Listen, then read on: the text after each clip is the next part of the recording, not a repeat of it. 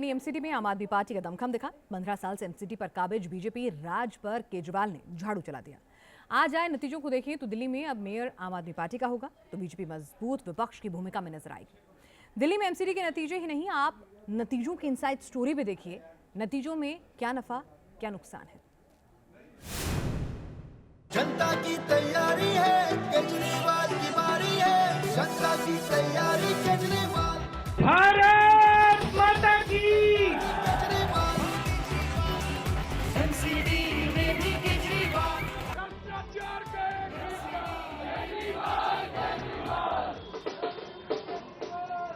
I love you too.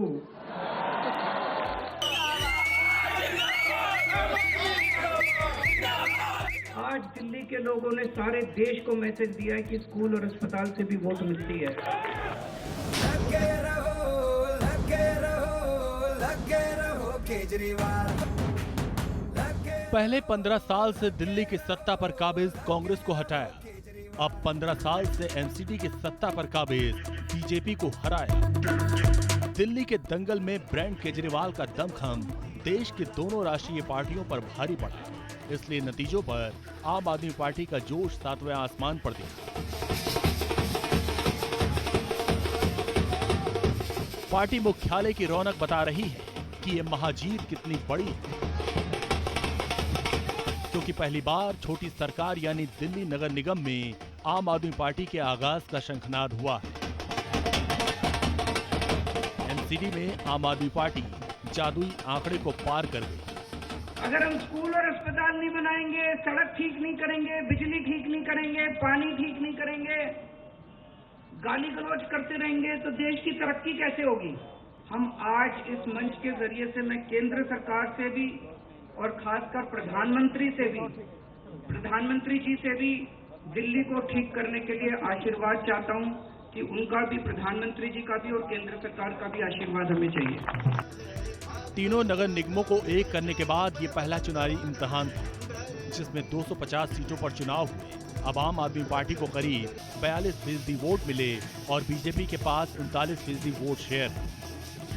सुबह जब वोटों की गिनती शुरू हुई तो बीजेपी और आम आदमी पार्टी में आगे पीछे की दौड़ शुरू हो गई।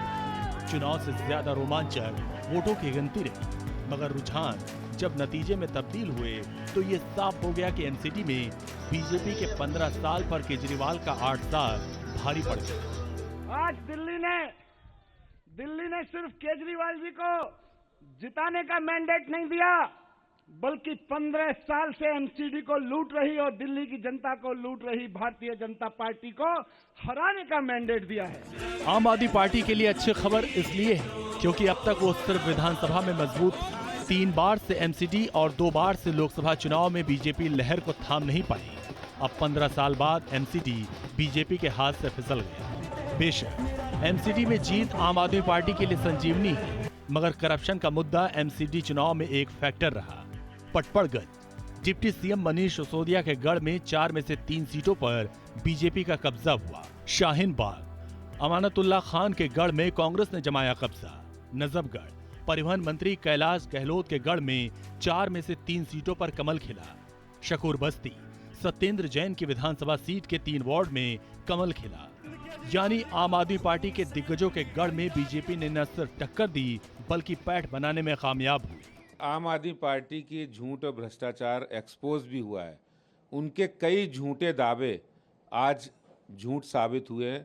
चाहे उन्होंने कहा हो कि 20 सीटें बीजेपी की आएंगी, हम 230 जीत रहे हैं, वो भी झूठे साबित हुए। दिल्ली में कांग्रेस का जितना धीमा प्रचार, नतीजे भी उसी पैटर्न पर नजर आए। सबसे ज्यादा नुकसान कांग्रेस को हुआ है, जिसके पास पिछली बार तो औसत 20% वोट शेयर था, लेकिन इस बार घटकर ये सिर्फ 12% के आसपास रह गया। यानी आम आदमी पार्टी ने कांग्रेस को बड़ा नुकसान पहुंचाया।